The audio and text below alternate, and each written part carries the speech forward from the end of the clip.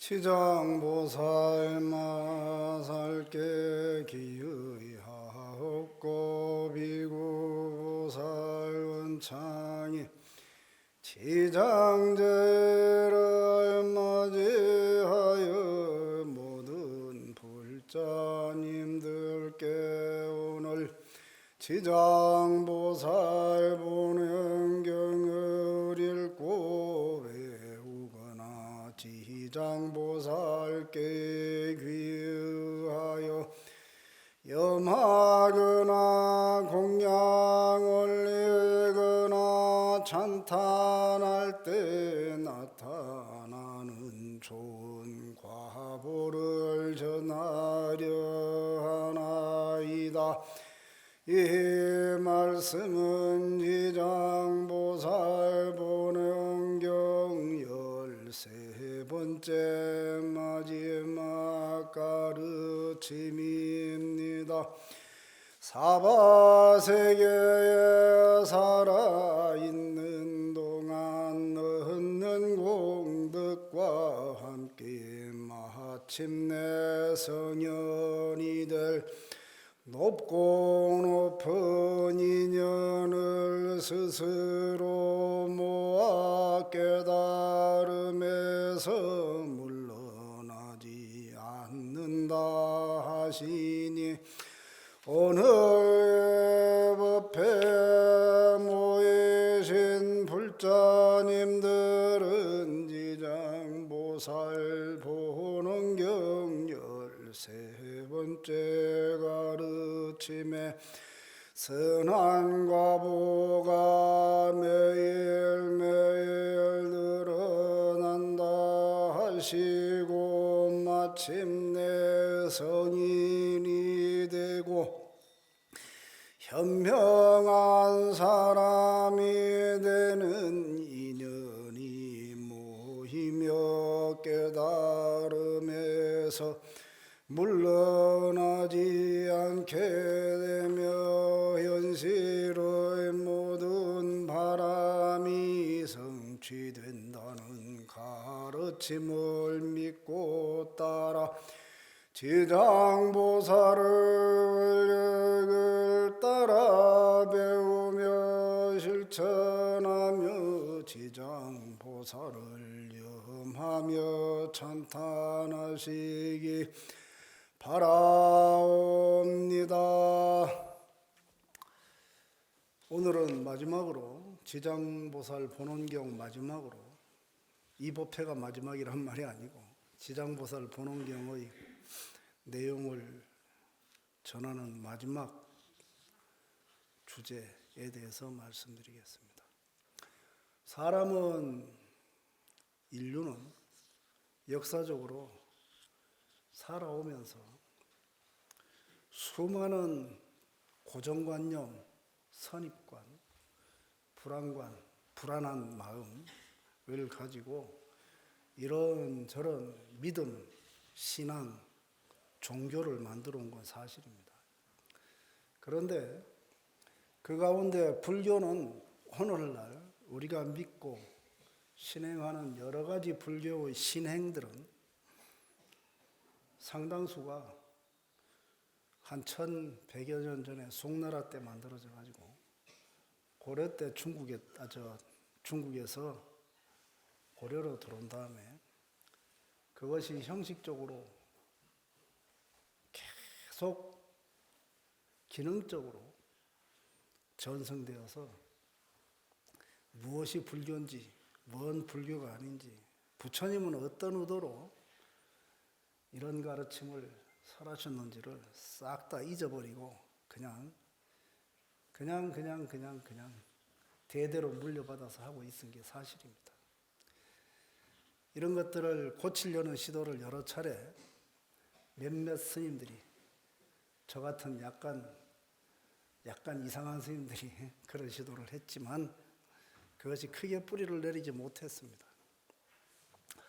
심지어는 오늘날 한국사를 공부한 역사학자들조차도 한국 사람이 원래 제사 그렇게 안 지내고 살았다. 집에서 기제사 지내고 뭐 하는 거 있잖아요.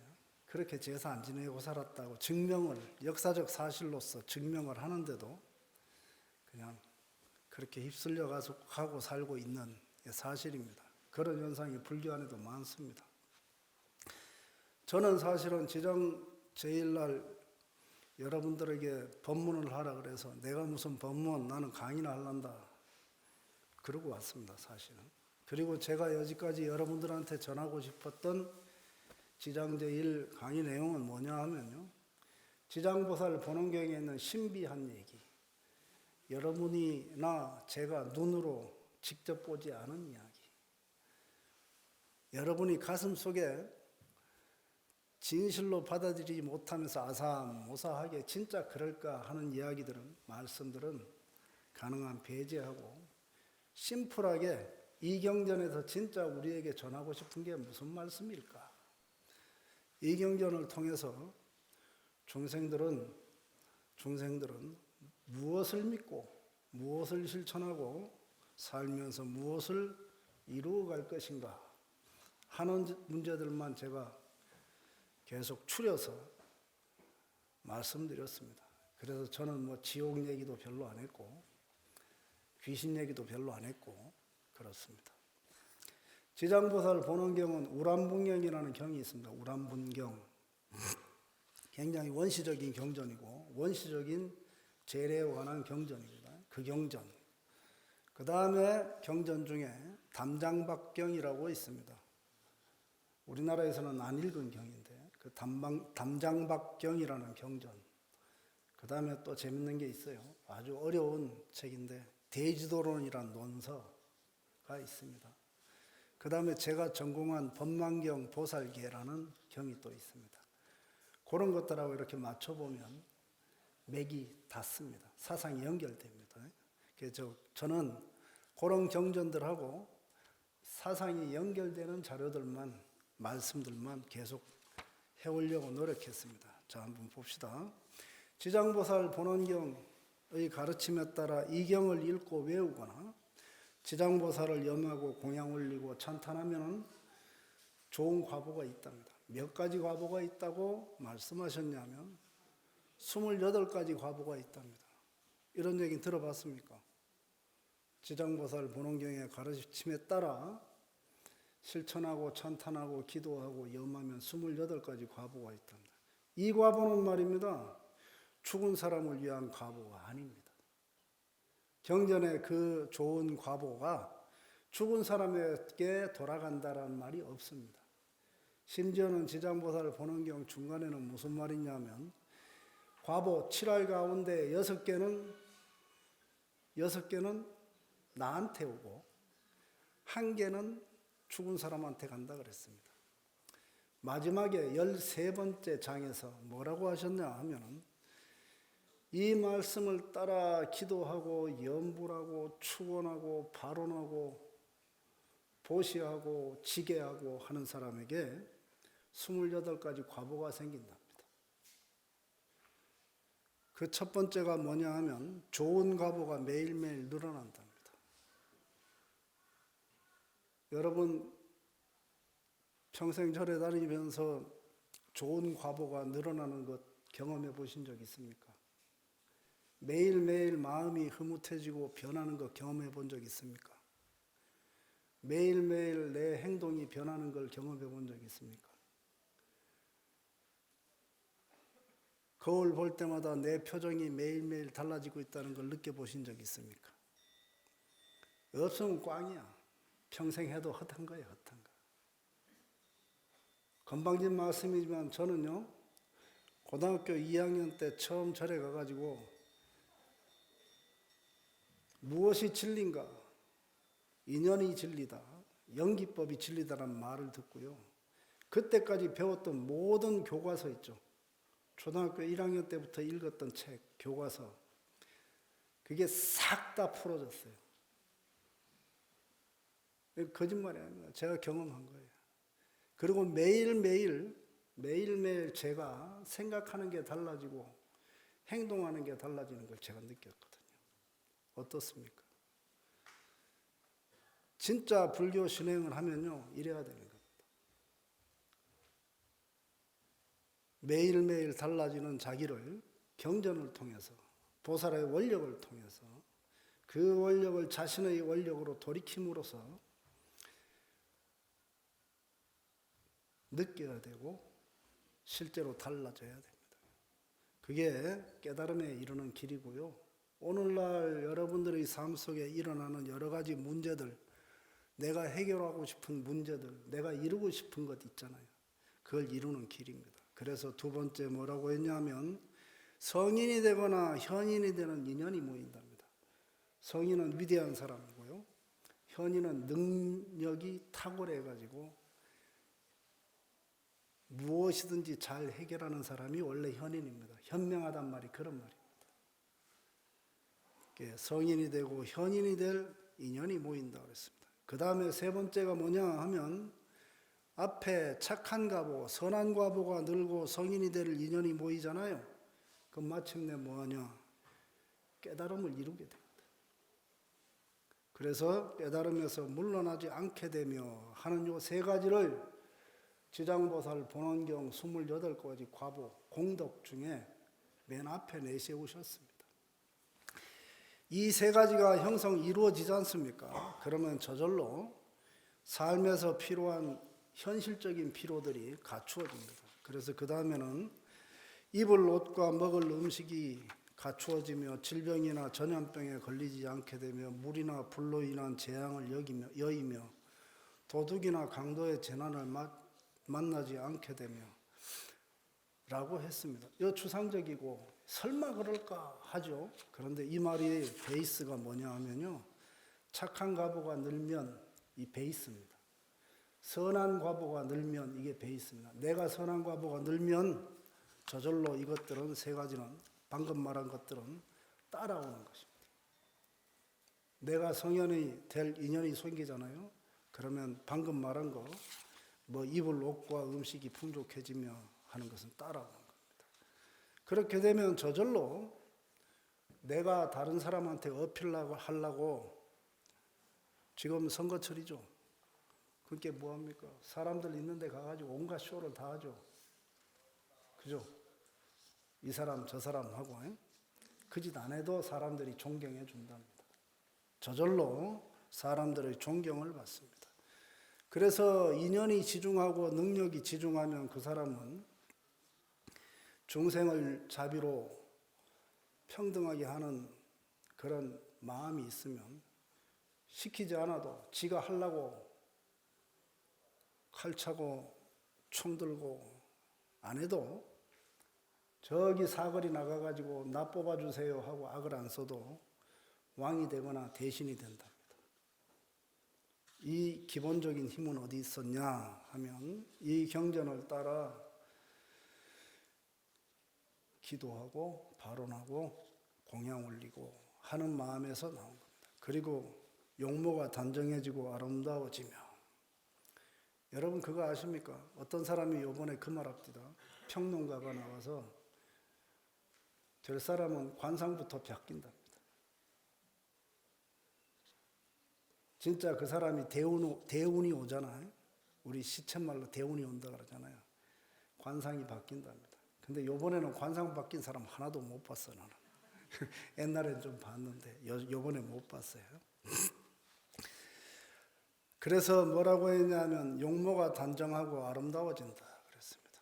그 다음에 여러 생 동안 큰 복을 받기도 합니다. 이건 다 현실적인 거죠. 근데 잊지 말아야 될 게 있어요. 이 현실적인 것들이 성취되는 조건, 앞에서 세 가지 했던 거 기억하십니까? 선한 과보가 쌓인다. 성현이 될 인연이 쌓인다. 깨달음의 인연이 끊어지지 않는다. 이 세 가지예요. 그리고 자신의 전생의 일을 알게 되며 어제 일 기억하시는 분, 그저께 일 기억하시는 분, 깐나내기 때 일 기억하시는 분, 가장 기본적으로는 금생의 그런 문제입니다. 저는 최소한도 몇 살 때 일까지 기억하냐면 6살 때까지는 기억합니다. 그 앞에 건 기억이 안 나요. 지금도 안 나요. 자기가 과거에 무엇을 했는지를 기억하는 게 중요합니다. 아는 게 중요합니다. 왜 그런 줄 아세요? 현재 자기를 이해하는 수단이거든요. 내가 어떤 생각으로 지금까지 살아왔는가를 이해하는 게 중요합니다. 그래서 부처님께서는 열심히 불보살을 천탄하고 기도한 사람은 그것을 알게 된다고 했습니다. 몰랐던 게 떠오르기도 합니다. 수행하는 사람들은 가끔 어떤 일이 생기냐면요. 아는 밤중에 홍두깨처럼 새벽에 1시에 억 하고 깼는데 그 순간에 자기가 염하던 거, 염불하던 거, 자기가 그동안에 화두 들던 거, 그런 게 갑자기 확 사로잡히는 수가 있어요. 그런 것들이 다 이런 말입니다. 전생의 일을 알게 되면 어제 했던 일, 그저께 했던 일, 그저께 했던 일 굳이 일기 안 써도 알게 됩니다. 구하는 바가 모두 이루어지며 그랬습니다. 하고 싶은 거 많죠. 근데 안 되는 일 많죠. 구부득고라고 8고 중에 구부득고라고 있습니다. 구하는 바를 얻지 못하는 것이 괴롭지요. 그런데 그 구하는 것이 구해진답니다. 그 다음에 집안이 화목해진답니다. 그리고 내가 하지도 않은 일이 나한테 무슨 운명처럼 나를 괴롭히는 일이 있죠. 재앙이 다가오잖아요. 그런 재앙들이 적어진답니다. 그 다음에 지옥에 가거나 아기가 되거나 축생이 되는 길에서 벗어나게 된답니다. 가는 곳마다 편안해진답니다. 그 다음에 밤에 꿈자리가 편안해진답니다. 그리고 나와 인연 있는 사람들 있죠. 먼저 돌아가신 분들. 그런 분들이 고통에서 벗어나게 된답니다. 내가 편해야 고통에서 벗어난다는 얘기예요, 이게. 무슨 얘기인지 알겠습니까? 이것도 굉장히 역설적이고 많은 교화 가르침이 이 안에 숨어 있습니다. 내가 원력을 가지고 발언하고 보살을 따라 실천해가지고 수행하고 하면 내가 선한 마음을 먹으면 나하고 인연이 있었던 사람들이, 죽은 사람들이 고통에서 벗어난다. 부처님이 그 사람을 고통에서 벗어나게 해주는 게 아니죠. 이 말씀대로 하면. 그렇죠. 내 태도에 따라서 나와 인연이 있었던 망자가 편안해진단 말입니다. 어떻습니까? 오늘 지장제일날 와서 지장보살 기도했는데 편안하십니까? 선한 원력 세우셨습니까? 그것이 여러분이 그리워하는 사람을 여러분이 지중한 인연을 가지고 신세졌던 사람을 편안하게 한단 말입니다. 이게 다른 얘기입니다. 그냥 말입니다. 여러분 산에 가서 소 잡고 돼지 잡고 해가지고 제사 지내고 뭐 푸닥거리 한다고 그게 되는 게 아니에요. 불교 가르침. 불교 가르침은 내가 얼마나 편안하고 행복하게 사느냐의 문제고 내가 얼마나 선하게 사느냐의 문제예요. 그래서 성인들이 나를 칭찬해주고 가는 곳마다 좋은 일이 생긴다. 그리고 총명하고 근기가 예리해진답니다. 여러분 혹시라도 걱정 안 합니까? 치매 걸릴까 봐.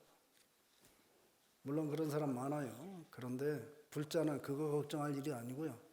지금 올바른 정신으로 어떻게 정진할 것인가, 어떻게 염불할 것인가, 어떻게 명상할 것인가, 이게 더 중요합니다.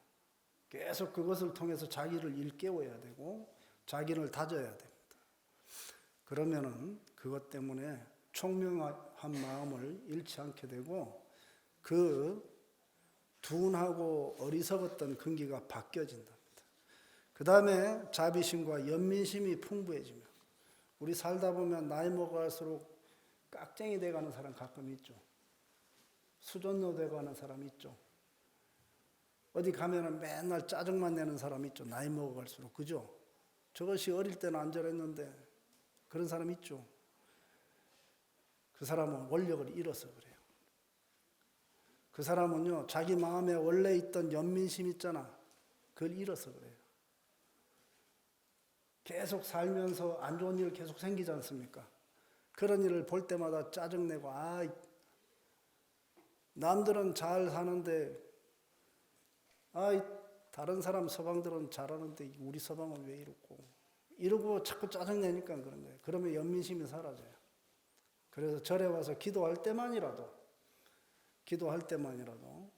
불보살의 자비심을 가지고 나의 자비심, 연민심을 계속 돌이켜야 돼. 그러면은 그 자비심과 연민심을 잃지 않게 되면서 그것이 풍부해져요.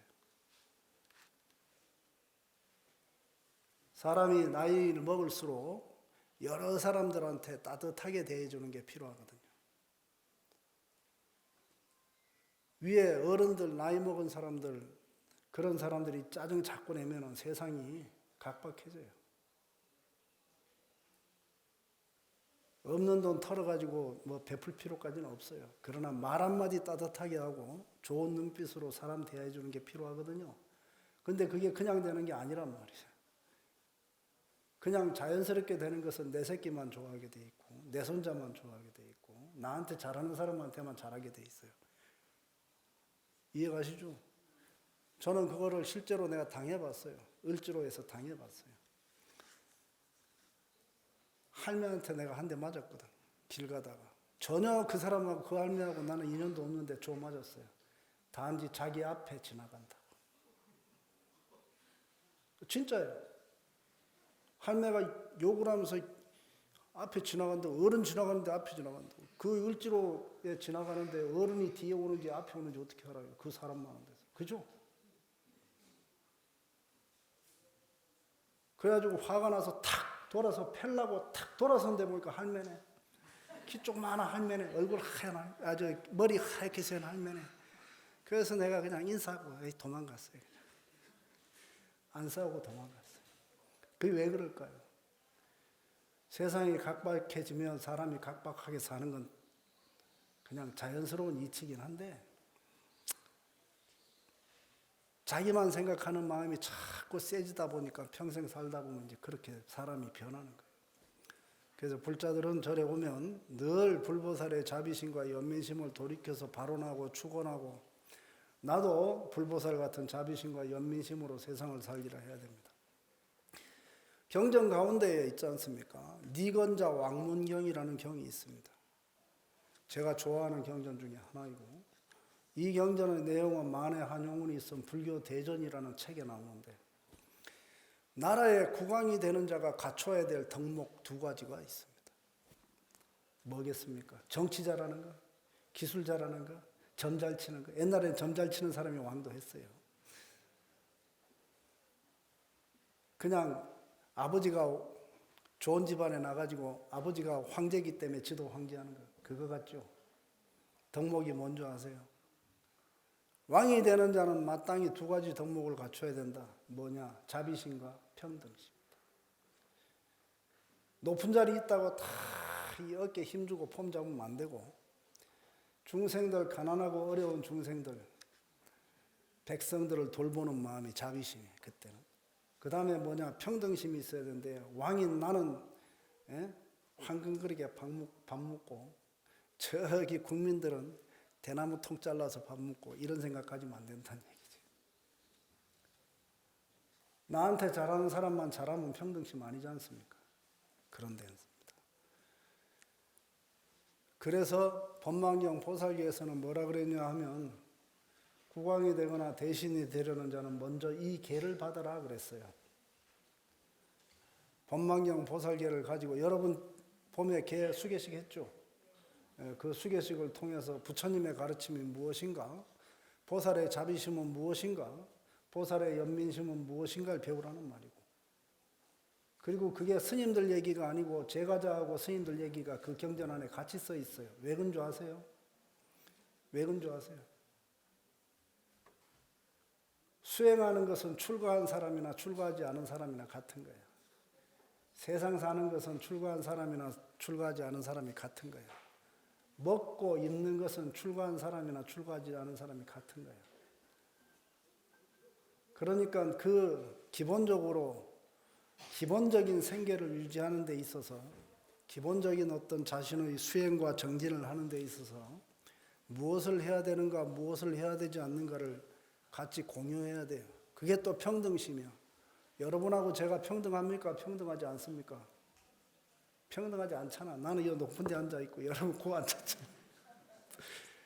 그런데 실제로 이것은 불법을 전하기 위해서 그렇게 하는 것일 뿐이고 기본적으로는 평등한 거예요. 이런 마음을 잊으면 안 된단 말이에요.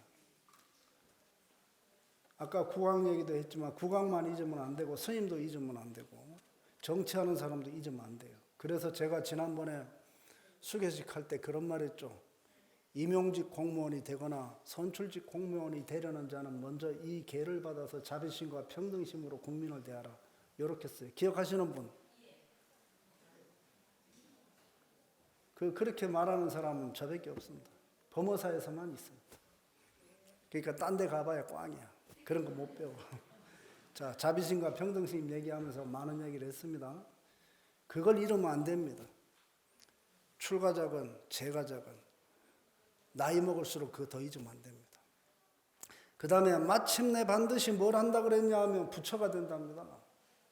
지장보살, 지장보살, 지장보살 하고 했는데 마침내 부처 된답니다. 제 말이 아닙니다. 석가모니 부처님께서 하신 말씀입니다. 지장보살 모논경 여시야무 여시불려 사위고 기수구 고독은 읽었는데 그거를 진정한 마음으로 간절하게 읽고 그걸 통해서 자기를 돌이켜보면 마침내 부처 된답니다. 28가지 공덕의 최고 꼭대기에 뭐가 있습니까? 부처 된답니다. 뭐 할래요, 여러분은? 그냥 평생 중생으로 악다구니하고 살래요? 부처라도 한번 돼볼래요? 저는 출가할 때 원력이 뭔지 줄 아십니까? 이런 걸 가르쳐주면 안 되는데. 내가 최소한도 부처님 흉내라도 내보자 그랬습니다. 저는. 부처가 되는 게 목표인데 금생에는 부처가 못 되더라도 부처님 흉내라도 내다 가겠다. 저희 어머니가 저한테 뭐라고 한 줄 아세요? 출가하시면 부디 뜻을 이루세요 그랬습니다. 한번 말씀드린 것 같은데 부디 뜻을 이루세요 그랬습니다. 최소한도 부처님 흉내라도 내보려고 합니다. 그런데 여기 이 경에서 뭐라 그랬습니까? 조상 천도하는 경인 줄 알고 있었죠, 여러분. 지장보살 보는 경이 제사 지내는 경인 줄 알고 있지 않았어요? 지장보살 기도하는 게 제사나 지내는 기도인 줄 알고 있지 않았습니까? 저기 지장전이나 또는 저 명부전에 가서 보면은 뭐 시황이 쫙 있고 있어가지고 말이야 겁주는 것 같잖아요. 그리고 각 시황 밑에다가 내 생년이 있어가지고 그 생년은 아무개가 담당한다 일어났지. 좀 그렇죠. 근데 그거는 원래 불교가 아닙니다. 그거는 도교. 제 성질 같았으면 그거 확 그냥 거시기 하고 싶어. 근데 지장보살 본원경에 가르친 대로 연불하고 기도하고 경을 읽고 찬탄하고 공양하고 하면은 마침내 부처가 된답니다. 왜 그럴까요? 앞에 자비심, 연민심 얘기했죠. 자비심, 연민심을 잃지 않았습니다. 그럼 자비심, 연민심이 본질일까요? 아닙니다. 진짜 본질은 뭔지 아세요? 지장보살의 원력을 따라 배우는 거예요. 이 경을 통해서. 이 경을 통해서 지장보살의 원력을 이해하고 지장보살의 원력을 내가 따라 배우는 거예요. 그래서 마침내 내가 선한 과보를 조금씩 쌓아가게 되고 그래서 내가 성인이 되거나 현인이라는 길로 들어가게 되고 그래서 내 마음에 깨달음의 가능성, 비전, 기회를 잃지 않게 되는 겁니다. 앞에 뭐 꿈자리가 편안해지고 죽은 사람이 뭐 고통에서 벗어나고 이런 건 부수적인 거예요. 진짜는 뭐냐? 마침내 부처 되는 겁니다. 물어보겠습니다. 마침내 부처가 될랍니까? 예? 마침내 부처가 돼 볼랍니까? 예, 그게 문제입니다. 해봅시다. 저는요, 지금도 잘 때, 내일 아침에 일어날 때는 잡념 없이 망상 없이 일어나서 경전을 보고 수행을 하리라 하고 자거든요. 그래서 망상이 생기면 연불하고 잡니다. 잠자리에 질 때 연불하고 잡니다. 내일 아침에는 그 연불이 없을지라도 하고 잡니다. 그렇게 하면 마침내 부처가 된답니다. 이 말을 믿으시기 바랍니다. 자, 이게 지금까지 제가 말씀드린 게 28가지 공덕입니다. 이것은 지장보살 본원경 13번째 총루 인천품이라고 있습니다. 마지막인데, 총루는 뭐냐? 부탁한다는 뜻입니다. 인천을 부탁한다. 석가모니 부처님께서 지장보살에게 하늘 중생이나 사람을 맡기니까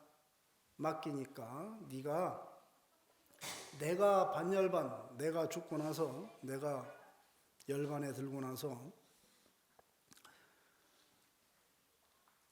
중생들을 제도해라. 제도하는 방법이 사실은 쉽습니다. 지장보살 본원경 크게 복잡한 말 안 합니다. 근데 지장보살 본원경에서 말하는 때가 있잖아요. 때가 있으면 때가 뭔지 아세요? 여러분이 항상 기도하고 살 수 있습니까? 항상 개 지키고 살 수 있습니까? 항상 경전 읽고 살 수 있습니까? 그럴 수 있는 분, 그럴 수 있는 사람은 없어요. 저도 안 돼. 왜냐하면 묵고 살아야 되잖아. 다른 일 해야 되잖아. 그죠? 그게 안 됩니다. 그래서 우바세 개경에 뭐라 그랬냐면, 출가자는 쉬우나 제가자는 어렵다 그랬어요. 여러분이 쉽겠습니까? 제가 쉽겠습니까? 여러분이 어렵겠습니까? 제가 어렵겠습니까? 제가 더 쉽습니다. 아무것도 안 하고 그냥 공부만 해도 신도님들이 알아서 뭐 해주니까. 여러분은 어렵습니다. 일도 해야 되고 생활도 해야 되고 어렵습니다. 그런 사람들한테 지장보살 본원경에서는 죽은 사람, 그리운 사람을 위해서 뭔가를 해야 될 때, 그리운 사람이 생각날 때, 그때 무엇을 어떻게 할 것인가를 말하는 거예요. 그죠? 그래서 지장보살이 전생이란다. 보살이 되기 전에 이야기로 시작하잖아요. 돌아가신 어머니를 위해서 시작하죠. 불교에서 원래 제사 지내는 것은요, 항상 지내는 게 아닙니다. 정기적으로 지내는 것도 아닙니다. 돌아가셨을 때 지내고, 그 다음에 어떤 심리적 현상이나 헛거이 보이잖아. 그럴 때 하는 겁니다.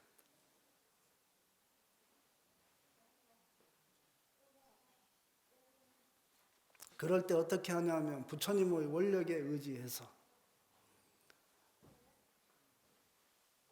나의 선한 마음을 표현하고 보살의 원력에 의지해서 오계를 지키고 중생들을 위해서 베푸는 일을 하면서 제사를 지내는 겁니다. 그래서 그렇게 하면 28가지 좋은 일이 생긴다고 합니다.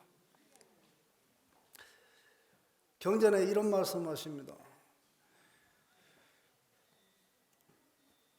지장보살의 공덕과 서원에 대해서 부처님께서 말씀하시고 나서 미래세의 중생들을 지장보살에게 맡기면서 하신 말씀입니다. 뭐라고 하시냐면, 지장이여 내가 열반에 든 뒤에 미륵불이 세상에 출현하기까지 사바세계 남여무제 인간과 하늘 중생들을 맡기노라 하십니다. 부처님께서 지장보살에게 하신 말씀입니다. 그러면서 하신 말씀이 있습니다. 요거 여러분 잘 생각해야 되고 저도 생각해야 됩니다. 저도 한 일주일 전에는 성질을 무지하게 내고 막 화가 나가지고 막 일 처리하고 한 적이 한번 있습니다. 부처님께서 하신 말씀이 이렇게 말씀하십니다. 사바세계 중생들은 그 성품이 강팍하고 무슨 얘기인지 알죠? 강하고 괴팍하다. 그게 다 있어요. 평상시에 선하고 착하고 말 없는 사람도 혼자 있을 때 보면 이상한 소리 할 때가 있고요. 혼자 있을 때 보면 이상한 짓 할 때가 있고요. 사람 많을 때는 그래 놓고요. 사람 없으면요, 에이 나쁜 놈의 새끼들하고 욕할 때가 있습니다. 이게 사실입니다. 그래서 저는 평상시에 말 없는 사람, 평상시에 눈 내리 깔고 있는 사람 저는 안 믿어요. 평상시에 지 말 하는 사람 믿어요. 쌍욕을 하더라도 진짜요. 제자들 중에도 평상시에 착한 척만 하는 사람 있잖아요. 저 안 믿어요. 저한테 와가지고 스님 왜 그렇게 말합니까? 스님 그거 틀렸잖아요. 스님 경전에 이렇게 말했는데 왜 스님 딴 말해요? 저 그런 사람 좋아합니다. 그런 사람하고는 1시간, 2시간 토론하거든요. 아무 말 안 하고 그냥 착한 척만 하고 그런 사람은 사실은 숨겨놓은 게 있습니다. 지금 그런 사람 얘기하려는 건 아니니까 여러분 한번 생각해 보십시오. 자기한테 뻣뻣하고 고집세고 그 다음에 괴팍한 성격이 없습니까? 없어요? 전부 다 거짓말쟁이네. 아닙니다. 다 있습니다. 조금이라도 있습니다. 그런 부분이. 저는 여러분 어떻게 보는지 몰라도 출가해가지고 스님 3번 팼어요. 저는. 이 새끼 죽어라 그러고 팬 사람도 있어요. 저보다 10년 선배를. 그게 저의 괴팍함이에요. 그러니까 저한테 조심하세요. 자, 그렇게 강팍해가지고 교화하기 어려운 사람이 많다. 그렇습니다. 어떻습니까? 여러분 평생 절에 다니면서 불법을 배웠지 않습니까? 법문도 많이 듣고 강의도 많이 듣고 했잖아요. 바뀌었습니까? 안 바뀌었습니까? 교화하기 어렵습니다. 저도 마찬가지입니다. 경 본다고 하는 저도요. 제가 읽고 하고 감동했던 말씀대로 안 사는 게 많습니다.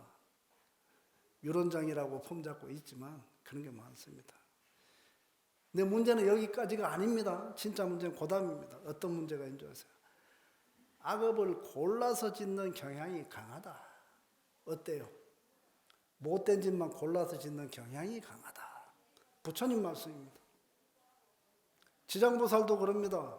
이 세계의 중생들은 성질이 강팍해가지고 교화하기도 어려울 뿐만 아니라 악업을 골라 짓는 경향이 강합니다. 그럽니다. 이 경향을 어떻게 깰까요? 강팍한 성질을 어떻게 해결할까요? 이게 숙제입니다. 지장보살 본원경의 숙제가 그겁니다. 이해하시죠? 이해하시겠어요? 어쩌다 한번 오는 그날 우리 아버지 제삿날이라도 한번 생각을 달리 먹어보자. 그겁니다. 이해하세요? 그날 진수성찬 차려놓으면 귀신이 와가지고 핥아 먹는다 이런 게 아니고. 알겠습니까? 심지어는 중생들이 말입니다. 선한 마음을 내어서 불법을 배우더라도 쉽게 물러난답니다. 물러나고 다시 악한 습관에 빠지기 쉽습니다. 제가 어릴 때 느낀 게 그겁니다. 법당 가가지고 스님들한테 법문 듣고 나면 와 했는데 법당 문 열고 나가는 순간에 내 신발 누가 훔쳐갔어 이씨. 그리고는 법당 마당에 서가지고 욕을 해요. 근데 그때 우리 고등학생 때 신발은 뻔하잖아. 똑같지? 거의 똑같아요. 누가 밟아가지고 모양이 찌그러졌을 뿐이야. 나중에 찾아보면 있어 다. 그냥 조금 여유를 가지고 찾으면 나오는 거를 바로 눈에 안 보인다고 옆에 친구들 욕을 해버린 거지. 그랬답니다. 그래서 부처님께서 지장보살에게 이렇게 말합니다. 미래세 중생들이 악도에 떨어져 고통받지 않도록 하라 라고 하십니다. 그 미래세 중생이나 과거세 중생이나 현재세 중생들이 전부 다 뭐예요? 성질은 강팍하고 교화되기는 어렵고 나쁜 짓만 스스로 골라서 하고 가끔 가다가 오늘 지장절이네 오늘 절에 가서 법문 들어야지 그래가지고 불전하면 늘 돈 챙겨서 오는 것까지는 하는데 와가지고는 저거 집 축원카드 안 읽어주면 스님 우리 집 축원카드 안 읽어줬어요 하고 또 따지고 이러고 간다고요. 여러분은 안 그랬겠지만 제가 2006년에 실제로 이걸 봤어요. 그래서 저는 말사 주지할 때 축원카드 안 읽었거든. 축원카드 안 읽어주니까요, 신도들이 단체로요, 저를 총무원 허법부에 고발했어요, 조계종이. 축원카드 읽어주는 주지스님 보내달라고. 주지가 싹수가 없어가지고 축원카드는 안 읽어준다고. 그래도 고집스럽게 했거든요. 그러니까 나중에 신도님들이 바뀌더라고. 2년 싸웠습니다, 신도들하고. 악한 습관에 빠지기 쉽습니다. 이런 중생들을 악도에 떨어지지 않게 하는 방법이 뭘까요? 고통받지 않도록 해라. 그건 뭐냐면요, 나의 원력을 가지고 중생들을 대해야 돼요. 지장보살은 지장보살의 원력을 가지고 중생들을 대해야 됩니다. 중생들이 사무치는 때가 있습니다. 사무치는 때. 가슴에 사무치는 때. 사무치는 그리움이 있죠. 여러분 뭡니까? 저는 없어요, 사실은. 저는 오로지 하나입니다. 제게 남은 것 하나는 뭐냐면, 무엇이 사실인가, 무엇이 진실인가, 무엇만이 진리인가, 이것만 있었거든요, 어릴 때부터. 근데 여러분 각자 사무치는 게 있죠. 평생 놓치지 않는 것 있죠. 부모님에 대한 추억일 수도 있고, 죄송한 말씀이지만 한국 사회에서는 낙태한 것이 한이 된 여자 신도들이 많아요. 그런 것도 있을 수 있고, 또 뭔가를 할 수 있는 기회가 나한테 왔는데 집안 사정 때문에 못해서 그게 한이 될 수도 있고. 아, 저도 하나 있네. 초등학생 때 저는 부모님 사랑을 못 받았어요. 왜 못 받은 줄 아세요? 아버지가 출장을 1년 내내 나가 살거든. 그럼 그 어머니하고 동생들이 다 그거 따라가 있어. 나만 서울에 혼자 놔놓고.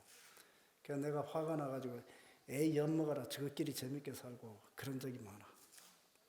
혼자 살 때. 그게 저한테 남아있는 한이기도 하죠.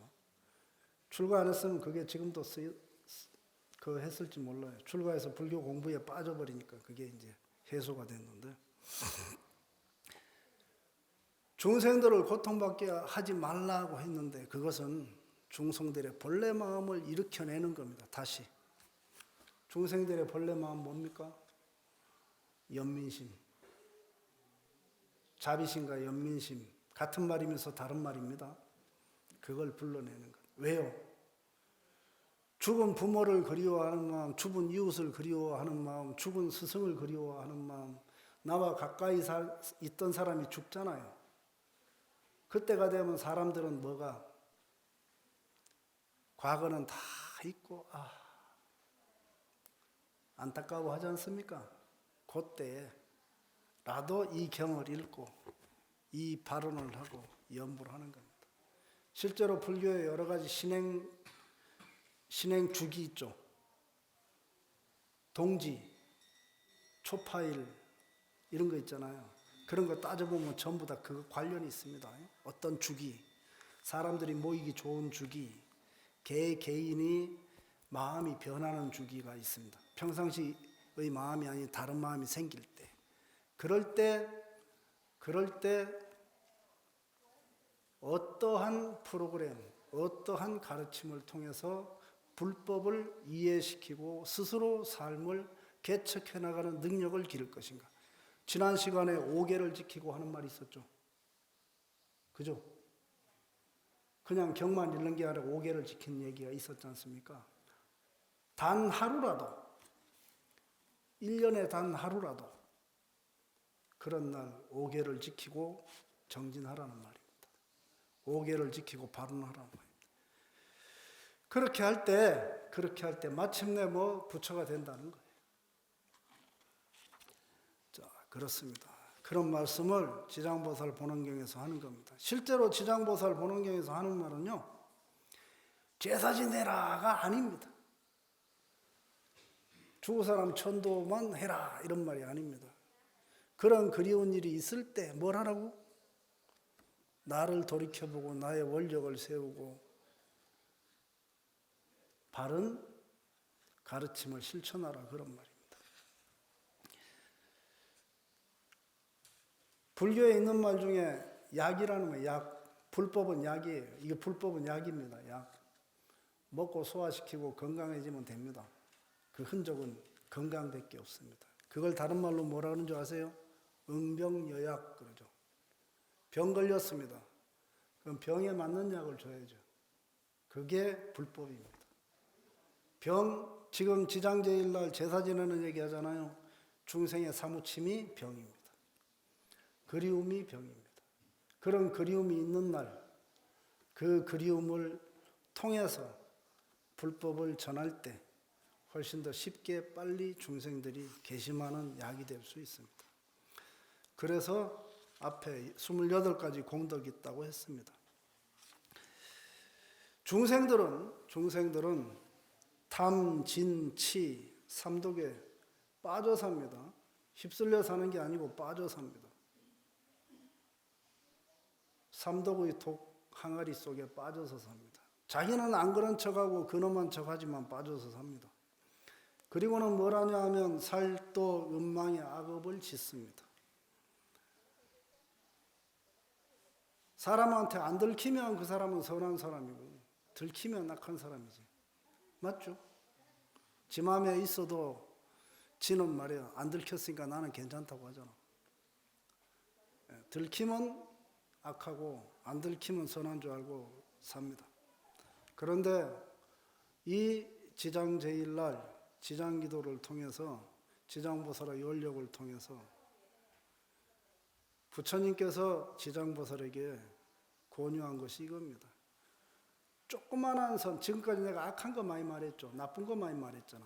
조그만한 선함이라도 있으면 그것을 길러주라고 했습니다. 그 조그만한 선이 뭘까요?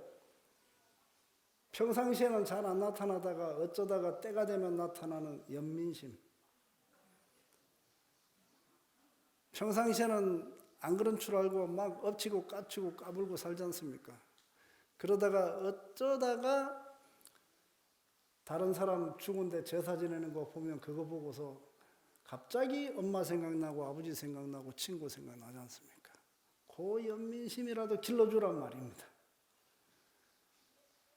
그 연민심을 길러주면 그 사람은 결국은 뭐가 돼요? 점점 그 연민심이 성장하면 그 연민심이 평등심이 되고 평등심이 되면 그것이 말이에요.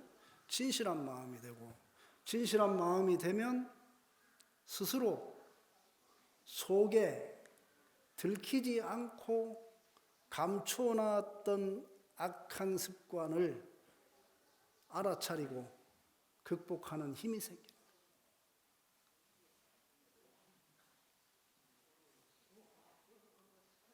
사실 역사적으로 보면 저 지장전, 명부전을 우리나라에 설치한 게 고려 때예요. 고려 후기예요. 그전에는 저 없었어요. 중국 송나라 때 도교하고 섞여가지고 저 들어온 거거든요. 그리고 나서 저게 지금 우리나라에서는 진실처럼 들리잖아요. 그건 또 왜 그런 줄 아세요? 조선 초기에 태조 때 정도전이 같은 유생들이 조선 백성들은 부모님 제사 지낼 줄 모른다고 해가지고 집집마다 제사 지내는 법을 가리키고 제사 안 지내면 벌 주고 해가지고 생긴 문화예요. 이해 가시죠? 그렇게 생긴 문화예요. 그것이 일제 때 더 강해졌어. 왜냐하면 외놈들하고 중국 놈들하고 조선 사람하고 차이가 하나 있어요. 중국에는 나라에서 난 크게 일으킨 놈들이 다 신이 돼 있지. 관원장같이. 제갈공명도 신으로 모시는 데가 있어요. 우리나라는 그런 신이 있어요? 없어요? 이성계가 신입니까? 태조 왕건이 신입니까? 아니죠. 그죠? 태종 무열왕이 신입니까? 김춘추가 신입니까? 아니죠. 같은 사람이지.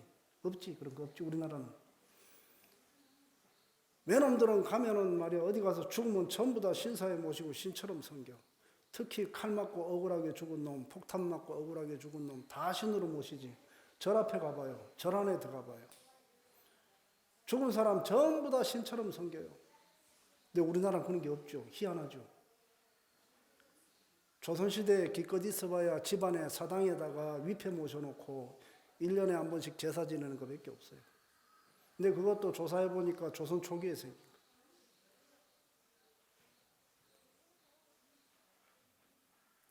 불교에서 말하는 지장제의라고는 의미가 달라. 지장보살 본원경이나 지장심용경이라는 경의 가르침하고 달라.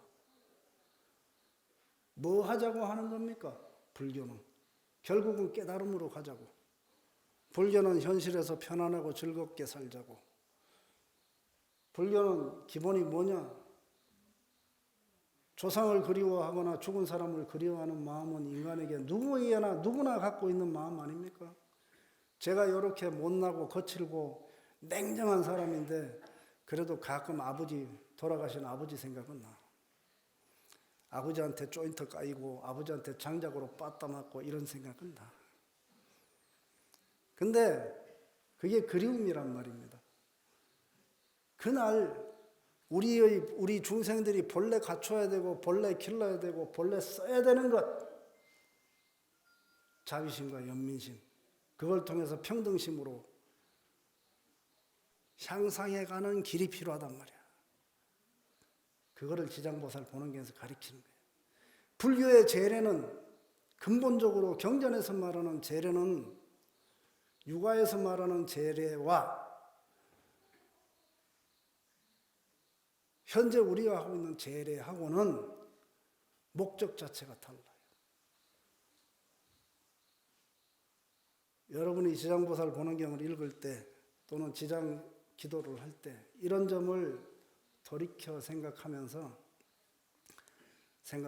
항상 자기의 자비심과 지장의 자비심으로 이렇게 매칭시키는, 일치시키는 그런 원력을 세우시면서 기도하시기 바랍니다.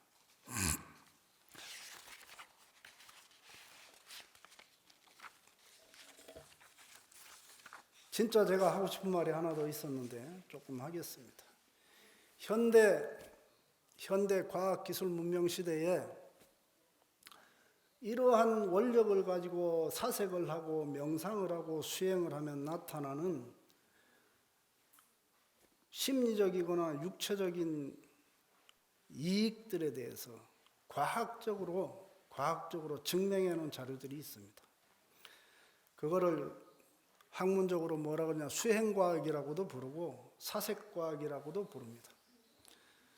그것이 그 사색과학이나 수행과학에서 낸 결론들하고 불교의 가르침하고 비교하면 유사하게 다가가는 것이 있습니다.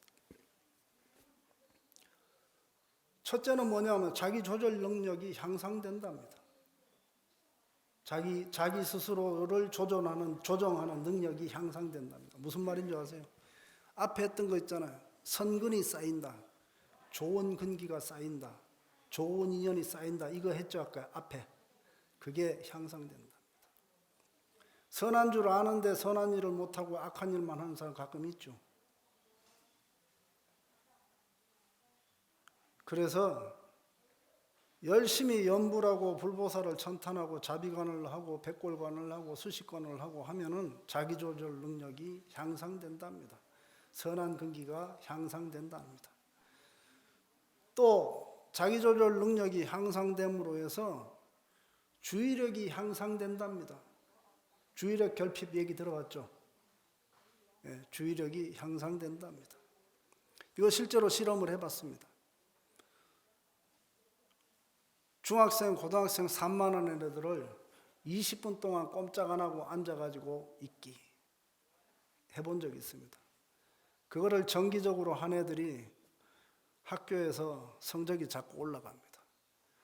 그것 때문에 성적이 올라가는 게 아닙니다. 앉아있는 능력이 향상돼서 올라갑니다. 왜 앉아있는 능력이 향상됩니까? 머릿속에서 일어나는 생각들이 가라앉기 때문이거든요. 그것도 앞에 말한 성근이 향상되는 것이면서 동시에 뭡니까? 깨달음의 기회가 단절되지 않고 유지된다는 말이에요. 그 다음에 정서가 조절된답니다. 정서가 뭡니까? 화내고 짜증내고 울고 짤고 하는 거죠. 그죠? 그게 조정된답니다. 우울증 있잖아요. 우울증, 조울증. 지금은 스님들도 말입니다. 심리학자한테 가가지고 상담받고 심리 조절합니다. 요 가까운데 그거 하는 스님이 있어요. 저보고 거기 가서 받으라 그래서 내가 미쳤냐? 경전 보고 수행해가지고 조절 못하면서 뭐 중이라 그러냐. 내가 그렇게 욕을 한 적이 있습니다. 염불하고 찬탄하고 경 읽고 수행하면 그게 해결된다는데 정서가 조절돼요. 정서가 조절되니까 앞에 뭐 했습니까? 앞에 했던 것 중에 이런 거 있지 않습니까? 깨달음에서 물러나지 않게 될 뿐만 아니라 만나는 사람마다 흠모하고 존경하며 맨날 짜증내고 성질내는 사람 누가 좋아합니까? 그죠? 자기 정서가 조절이 돼야 돼요. 조절된답니다. 그 다음에 재밌는 게 여기에 있습니다. 개념 처리 능력이 향상된답니다. 개념이 뭡니까? 우리가 말하는 말, 단어 이런 거잖아요. 그거 처리 능력이 향상된답니다. 무슨 얘기인 줄 아세요? 연기를 안다는 말입니다. 무엇이 원인이고 무엇이 결과고 무엇이 조건인지를 아는 능력이 생긴다는 겁니다. 단순하게 지장보살 하는데 믿을 수 있겠습니까? 해봤습니까? 저는 경험해봤습니다.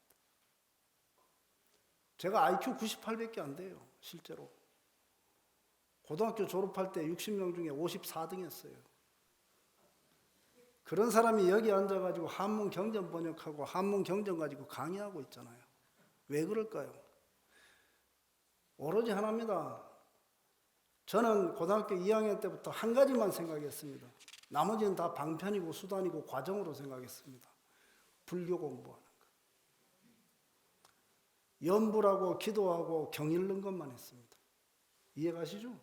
믿을 수 있겠습니까? 제 말을? 개념 처리 능력이 향상된다. 다르게 말하면 이 말이 무슨 말인 줄 아십니까? 학습 능력이 향상된답니다. 실제로 이것도 제가 실험해봤어요. 제가 말사주지하면서. 고등학생, 중학생 한 20명, 30명씩 모아가지고 염불하고 참선하고 해봤어요. 변해요. 이해가시죠? 여러분 입시기도 하지 마세요. 입시기도 하려면 애 손잡고 절에 가가지고 같이 염불하거나 참선하세요. 그럼 저절로 변합니다. 아가. 실제로 두 사람이 저 찾아왔어요. 엄마가. 그래가지고 나한테 3일만 맡겨보시오. 해본 적 있어요. 나중에 걔를 내가 시외버스 태워서 서울로 저 집으로 보냈는데 죽엄마가 울면서 전화 왔어요. 아가 바뀌었어요. 이거 여러분 안 믿죠? 못 믿죠? 그죠? 설마 그런 일이 생기려고. 그건 불자 아니야. 가짜야. 절에 입시기도 프로그램도 이렇게 가면 안 돼요. 애들을 염불하고 참선하고 관찰하는 법을 가르쳐야 돼요. 그럼 저절로 바뀝니다. 그 다음에 스트레스나 역경에서 대처하는 회복 탄력성이 증진되네요. 여러분 사는데 스트레스 많죠. 지금 저 앉아가지고 내 말 듣는 것도 스트레스 아니야? 그죠? 예, 요 스트레스를 처리하는 능력이 향상된답니다. 스트레스를 받더라도 그걸 견디는 능력이 향상된답니다. 뭐 하면? 명상수행하면, 명상수행이 뭡니까? 염불입니다. 명상수행이 뭡니까? 참선입니다. 명상수행이 뭐냐? 간경입니다. 경 읽는 겁니다. 명상수행이 뭐냐? 불보살을 찬탄하는 겁니다. 이해가세요? 아제 바라아제 바라승아제 모제사바 가자 우리 다 함께 가자 열반의 저언덕으로 어서 빨리 가자. 이게 명상입니다. 그렇게 하면 회복 탄력성이 증진된답니다. 그 다음에 어떤 사실에 대한 인지 기능이 향상된답니다. 여러분 오늘 들은 얘기 다 기억합니까? 밥 먹으러 가면 다 잊어먹을 거 아닙니까? 맞죠? 사실이잖아. 나도 그러니까. 그런데 그게 때가 되면 나옵니다. 생각하려고 하면 나옵니다. 우연히 기회를 탁 만나면 저절로 나옵니다. 그게 뭐냐? 지금 들은 것을 지금 이 순간에 듣고 인식했잖아요. 이게 다음 기회에 나옵니다. 그게 인지기능의 향상입니다. 지금 무슨 말 하는지 느끼죠? 지금 이 순간에 동의하죠? 저 말은 좀 아닌 것 같은데 하잖아요. 그게 인지기능입니다. 그것이 향상된답니다. 뭐 하면? 염불하면. 그 다음에 업무 능력이 향상된답니다. 왜 업무 능력이 향상될까요? 일하다가 보면 제가 고등학교 졸업하고 프레스 공장에서 프레스하고 기계 설계하고 그랬거든요. 손가락이 잘릴 뻔했어요. 여기 딱 물렸어요. 왜 그런 줄 아세요? 일하면서 딴 생각했어요. 어제 출근할 때 봤던 여학생이 갑자기 생각이 나. 아, 가 이쁜데 내일 만날 수 있을까? 그 순간에 딱 사고 나는 거예요. 염불하고 기도하고 저기를 하면요, 일할 때 망상이 적어져요. 그것도 실험해 봤어요. 제가 파이로트에서 도금했거든요. 도금하면서 시간 재는데 시계 보고 하다가 자꾸 시간을 놓치니까 나중에 호흡법으로 했어요. 수식관. 수식관을 하면서 이 기계를 만지니까 실수를 안 해요. 이해가시죠? 실제로 제가 경험한 겁니다. 그 다음에요, 세상 살면은 싫은 일, 좋은 일 많죠. 싫은 놈 만나기 싫지? 좋은 놈만 만나고 싶지?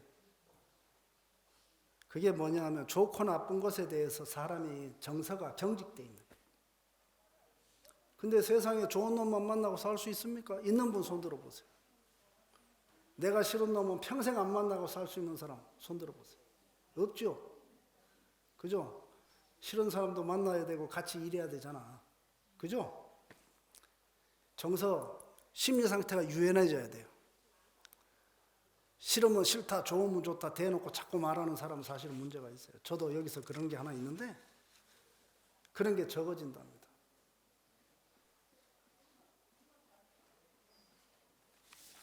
아까 했던 것 중에 있잖아. 왕이나 대신이 되면 했던 말 있죠. 그 말이 이 말입니다. 싫은 놈은 안 만나고 좋은 놈만 만나면 그 사람이 나라의 지도자가 될 수 있겠습니까? 없겠습니까? 싫은 사람 하는 말은 저놈은 무조건 싫은 놈이니까 무조건 저놈 말은 들으면 안 돼 하면은 나라를 경영할 수 있겠습니까? 없겠습니까? 그죠? 안 되지. 심리적으로 국가 지도자가 되거나 대중의 지도자가 되는 자는 마음 상태가 유연해야 돼요. 싫은 놈도 만나서 웃어줄 줄 알고 악수해줄 줄 알고 그 사람 하는 말 중에 옳은 말 있으면 받아들여줄 줄 알고 그래야 됩니다. 이해가시죠? 그런 능력이 생긴답니다. 뭐 하면 생긴답니까? 불교 정치인들이 나는 불자라고 하고 댕기지 지 수행하는 놈 몇 놈 봤습니까? 그러니까 맨날 남의 밑에 가가지고 종노릇이나 하다가 권력 다툼에나 말려들고 그러지 않습니까? 그죠? 수행 안 해서 그래요. 명상수행이 하다못해 명상수행이라 저처럼 아까 아재아재 했잖아. 그거라도 해야 되는 거야. 그러면 뭐예요? 뒤에 우리 다 함께 가자, 우리 다 함께 가자, 우리 다 함께 어서 빨리 가자 했잖아요. 그것 때문에 할 수 있지. 이해가시죠? 자, 오늘은 제가 시간 좀 오버했습니다. 이 지장보살 보는 경우를 다음에도 또 할지 그만할지는 제가 고민을 하고 있긴 한데 사실은 전달한 게 전체 경전에서 10분의 1도 못했어요. 다음에 또 할까 생각 중이긴 한데 지장보살 보는 경우에 진짜 가르침은 제사 지내라는 말이 아닙니다. 이날을 맞이해서 여러분들의 그 간절하고 그리워하는 마음을 가지고 뭘 하라고? 나를 바꿔라. 나를 바꿔라. 나를 바꾸자. 그 말입니다. 이해가시죠? 그렇게 하시고 열심히 기도 정진하고 지장보살 본원경 경전을 구해서 읽어보시기 바랍니다. 마치겠습니다.